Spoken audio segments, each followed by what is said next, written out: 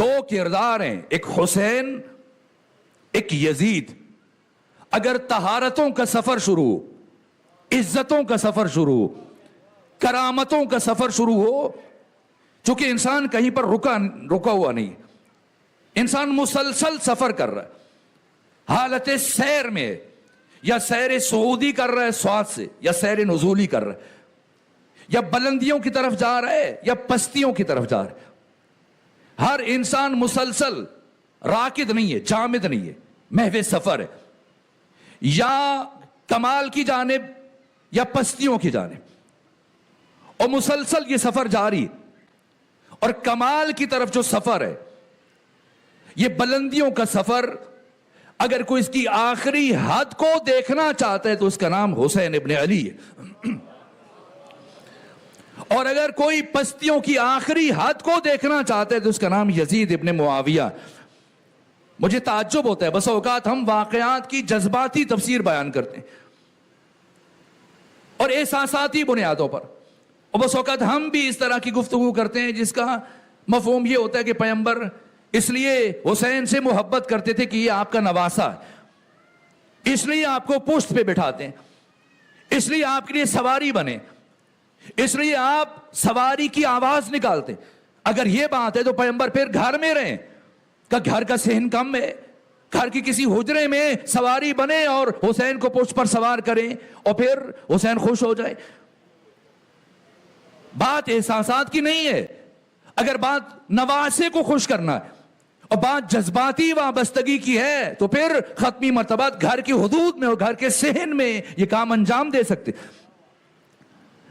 لیکن ختمی مرتبہ گھر سے نکل کر، حجروں سے نکل کر، صحن سے نکل کر باہر گلی میں آ رہے اور کوچہ و بازار تک پہنچ گئے، اور اسی طرح سے حسین کو پشت پر لیے گلیوں میں چل رہے ہیں. جبھی تو دیکھنے والے نے دیکھا اور تعجب کیا کہ کتنی اچھی سواری ہے. کیا وہ گھر میں آیا تھا؟ اس گھر میں تو جناب سلمان فارسی کی بھی حدود ہیں کہ آ کر دروازے پر رک جاتے ہیں، تو کوئی ایسا تیسا کیسے اندر تجاوز کر سکتا ہے؟ وہ کیسے اندر جا سکتا ہے؟ یعنی ختمی مرتبہ باہر آئے. کیوں باہر آئے؟ دکھانے کے لیے. کیا دکھانے کے لیے؟ کہ میرا حسین کتنا بلند ہے. امام الانبیاء سید الرسول ختمی مرتبہ کی پشت پر سوار ہونے والے. یہ ظاہر بیان نہیں کیا جا رہا ہے، باطن کی طرف دیکھنا ہے پیغمبر حسین کی بلندی دکھانے کے لیے. اسی لیے جب کسی نے تعجب سے پوچھا کہ کتنی اچھی سواری، تو پیغمبر خاموش ہو جاتے. لیکن نہ، اسے حضرت نے تعجب کرتے ہوئے فرمایا، تعجب ہے تمہیں سواری نظر آ رہی ہے، سوار نظر نہیں آ رہا ہے؟ سواری کی بلندی اور عظمت تمہیں سمجھ میں آ رہی ہے، سوار کتنا بلند ہے یہ تمہیں سمجھ میں نہیں آ رہا. تو عزتوں اور عظمتوں اور فضیلتوں اور رفعتوں اور طہارتوں اور عصمتوں کی آخری حد کا نام حسین ابن علی، اور ذلتوں اور نجاستوں اور کثافتوں کی آخری حد کا نام یزید ابن معاویہ ہے. تو یزید کیسے یزید بنا اور حسین کیسے حسین بنے؟ یہ امیہ کون ہے؟ کیا امیہ بنو ہاشم کا رشتہ دار ہے؟ عبد مناف کے دو بیٹے، ایک ہاشم ہے اور دوسرے عبد الشمس ہیں. اور ہاشم، اب آپ جانتے ہیں یہ شجرہ طیبہ کا سلسلہ ہے. میں اب عبد الشمس کی بات کروں. عبد الشمس کا ایک بیٹا ہے جن کا نام ہے ربیعہ، اور ربیعہ کا بیٹا ہے جس کا نام ہے عتبہ، دوسرا بیٹا ہے جس کا نام ہے شیبہ. اس عتبہ کی ایک بیٹی ہے جس کا نام ہے ہند. بعض لوگ ہندا کہتے ہیں، لفظ ہندا غلط، ہند. یہ عتبہ کی بیٹی، ربیعہ کی پوتی، اور یہ ہند صخر کی زوجہ ہے. البتہ یہ پہلے فاقہہ بن مغیرہ کی بیوی رہی، اس کی موت ہوئی، اس کے بعد حمس بن مغیرہ کی زوجیت میں آئی، اور پھر حمس بن مغیرہ سے علیحدگی کے بعد پھر صخر جس کی کنیت ابو سفیان ہے، اس کی زوجیت میں آئی. اب سمجھیں، یہ رشتہ دار بن رہی ہے ہند، جو بیٹی ہے عتبہ کی، اور عتبہ بیٹا ہے ربیعہ کا، ربیعہ بیٹا ہے عبد الشمس کا، یہاں تک درست ہے. لیکن امیہ کا کیا تعلق ہے عبد الشمس سے؟ کیا امیہ عبد الشمس کا بیٹا ہے؟ نہیں، غلام ہے جسے عبد الشمس نے شام سے خریدا اور یہ خدمت کرتا تھا، خیال رکھتا تھا. تو عبد الشمس نے امیہ کو بیٹا کہہ کے بلانا شروع کیا. اور پھر کچھ عرصہ شام سکونت اختیار کرنے کے بعد جب وہ مکہ آئے تو امیہ کو اپنے ہمراہ لے کر آ گئے. لیکن امیہ میں جہاں اور خرابیاں تھیں، میں نے کہا اس خاندان کا ہر فرد کس کردار کا حامل ہے، جہاں اور خرابیاں تھیں وہاں ایک بڑی خرابی یہ تھی کہ یہ دوسروں کے حرم میں تجاوز کرتا تھا. کون؟ امیہ. امیہ کون؟ عبد الشمس کا غلام. کہاں سے؟ شام سے. اور اب جناب عبد الشمس کے ہمراہ مکہ آیا اور یہاں پر اس نے کچھ ایسے کام انجام دیے جس کے بعد بنو ہاشم نے یہ کہا کہ ایسا شخص مکہ کی سرزمین پر رہنے کی صلاحیت نہیں رکھتا. سو انہوں نے مارا اور بری طرح سے زخمی کیا اور عبد الشمس سے کہا کہ یہ شخص جہاں نہیں رہ سکتا. عبد الشمس نے سفارش کی کہ اسے کچھ عرصے کے لیے بھیج دیا جائے اور ہمیشہ کے لیے اسے شہر بدر نہ کیا جائے.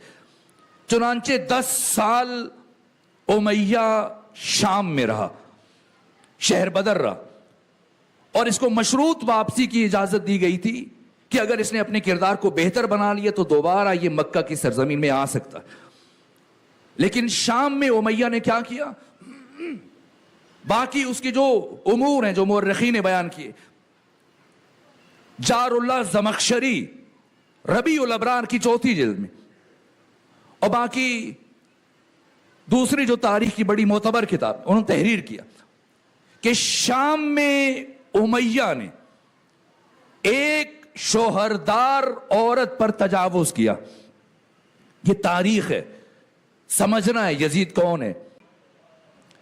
اور جب تجاوز کیا اور حد سے بڑا گناہ کا مرتکب ہوا تو پھر کچھ عرصے کے بعد اس خاتون کے ہاں ایک بچہ پیدا ہوا جو شوہردار تھی، جس کا اپنا گھر تھا. اور جب اسے خبر ملی کہ فلاں خاتون اس کے ہاں بیٹا پیدا ہوا تو یہ خود دندناتا ہوا وہاں پہنچا اور پہنچ کر اس نے جھگڑا کیا کہ یہ میرا بیٹا ہے، اور اسے زبردستی وہاں سے اٹھا کر لے آیا اور اس بچے کا نام رکھا ہے زکوان،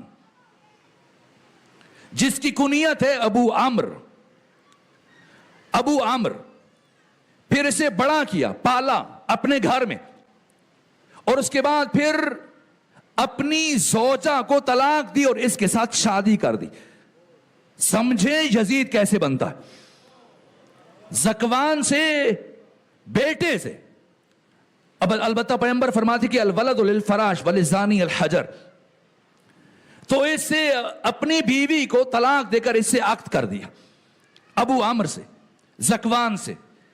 پھر اس سے، اس خاتون سے، اس عورت سے ایک بچہ پیدا ہوا جس کا نام ہے ابو معیط، اور ابو معیط سے پھر ایک بیٹا پیدا ہوا جس کا نام ہے عقبہ، اور عقبہ سے بیٹا پیدا ہوا جس کا نام ہے ولید. یہ پورے کا پورا خاندان، یہ ولید بن عقبہ بن ابی معیط وہ فرد کہ جو کوفے کا گورنر تھا اور ایک بہت بڑی شخصیت کا دودھ شریک بھائی ہے، رضائی بھائی ہے، اور یہ کوفہ کا گورنر بنا ہے 3ری خلافت کے زمانے میں. اور پھر اس نے فجر کی نماز 2 کے بجائے 4 رکعت پڑھا دی، اور یہ شراب سے وضو کر کے جاتا تھا، جیسا خود یزید سے متعلق ہے کہ یزید شراب سے وضو کرتا تھا. اس خاندان کا ہر فرد اسی کردار کا حامل. اور وہاں جا کے خود نشے میں اس نے فجر کی 2 کے بجائے 4 رکعتیں پڑھا دی، اور اہل کوفہ نے اعتراض کیا کہ یہ کیا کیا تم نے؟ کہا کم ہے تو اور پڑھاؤں. یہاں سے مالک اشتر نخعی آگے بڑھے اور اپنے ساتھیوں سے کہا، اپنے قبیلے کے افراد سے، جوانوں سے کہ اس کی انگوٹھی اتارو، وہ مہر جو گورنر کی ہوتی، اور اسے مدینہ میں کسی بھی طرح سے پہنچاؤ اس سے پہلے کہ شہر کے دروازے بند ہو جائیں، علی ابن ابی طالب تک. اور جب یہ ساری صورتحال پہنچی تو بہت کوشش کی گئی. یہاں پر صخر ابو سفیان نے کوشش کی کہ کسی طرح سے ولید بن عقبہ سزا سے بچ جائے. اور جب سزا طے ہو گئی اور امیر المومنین نے کہا کہ حد خدا جاری ہونی چاہیے, کہ کوئی ہو جو اس جرم کا مرتکب ہو, اور واضح طور پر جب ثابت ہو گیا کہ اس نے شراب پیا ہے تو اس کو 100 کوڑے لگیں گے. تو یہاں پر اس نے کہا کہ مجھ پر حد صرف وہ شخص جاری کر سکتا ہے جس نے خود شراب نہ پی ہو, یہ بھی خود کو بچانے کے لیے. اور اب پورے دربار پر سکوت طاری ہو گیا, سناٹا طاری ہو گیا, اور علی اٹھے کہ میں حد خدا کو جاری کروں گا. اور ابو سفیان چلایا, جہاں علی چلایا, کہا میں 1000 اونٹ دینے کے لیے تیار ہوں, خون بہا دینے کے لیے تیار ہوں, ولید کو چھوڑ دیا جائے. لیکن امیر المومنین نے فرمایا کہ میں ہر حال میں حد خدا جاری کروں گا. ان افراد کا تعارف یہ ایک سلسلہ, اور ایک سلسلہ میں نے آپ کو بتایا, وہ ربیعہ جو خود عبد الشمس کا بیٹا ہے, یہ امیہ غلام. اس کا ایک بیٹا جو میں نے آپ کے سامنے بیان کیا, یہ کیا صورت ہے, اس کا ایک بیٹا ہے ابو العاص امیہ کا. ابو العاص کے پھر 2 بیٹے, ایک کا نام حکم ہے, ایک کا نام عفان ہے. حکم کا پھر بیٹا ہے جس کا نام ہے مروان, اور عفان ان کا بھی ایک بیٹا ہے جو ایک معروف شخصیت ہے. یہ ایک سلسلے ہیں. اور اب تیسرا سلسلہ, امیہ کا ایک اور بیٹا ہے جس کا نام ہے حرب. حرب کا بیٹا ہے, اس کا نام ہے صخر, اور کنیت ابو سفیان ہے. اور پھر ابو سفیان کے بھی کئی بیٹے, حنظلہ ہے جو جنگ بدر میں مولا متقیان کے ہاتھ سے مارا گیا. اب سمجھے, میں حیران ہوتا ہوں, آپ جمل, صفین اور نہروان کو جمع کریں, یہ 3 جنگیں جو علی نے اپنے عہد خلافت میں لڑی, تو کشتوں کی تعداد, مقتولین کی تعداد 1,00,000 سے زیادہ ہے جو افراد قتل ہوئے. اور ان میں سے 40,000 سے زیادہ افراد صرف علی کی تلوار سے قتل ہوئے ہیں ان 3 جنگوں میں, صرف ان 3 جنگوں میں. اور جا کر میں پوری ذمہ داری سے عرض کروں, آپ خود دیکھیے اور گنیں اور شمار کریں. 9 سالوں میں عہد رسول میں جو علی نے 83 جنگیں لڑی ہیں, جن میں 27 میں ختمی مرتبہ بنفس نفیس خود شامل تھے. ان 27 میں اور باقی تمام جنگوں میں سوائے غزوہ تبوک کے جو امیر المومنین نے لڑی, ان تمام جنگوں میں اگر آپ کشتوں کو گنیں, جتنے افراد مارے گئے, وہ جو باقی مسلمانوں نے قتل کیے اور وہ سارے جو علی کی تلوار سے مرے, آپ گن لیجئے اور دیکھ لیجئے ان کی تعداد 1,000 سے کم ہے.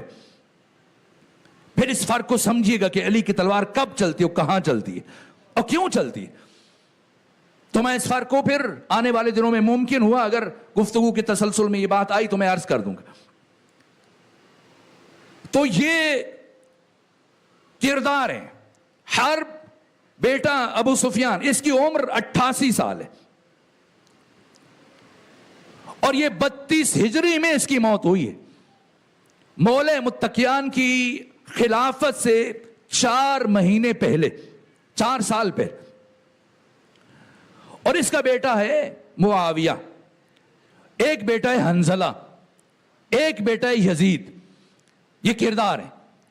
بس اب میں گفتگو کو سمیٹوں, وہ ختم ہو رہا. ایک صلوات بھیجیے خاندان فاطمہ.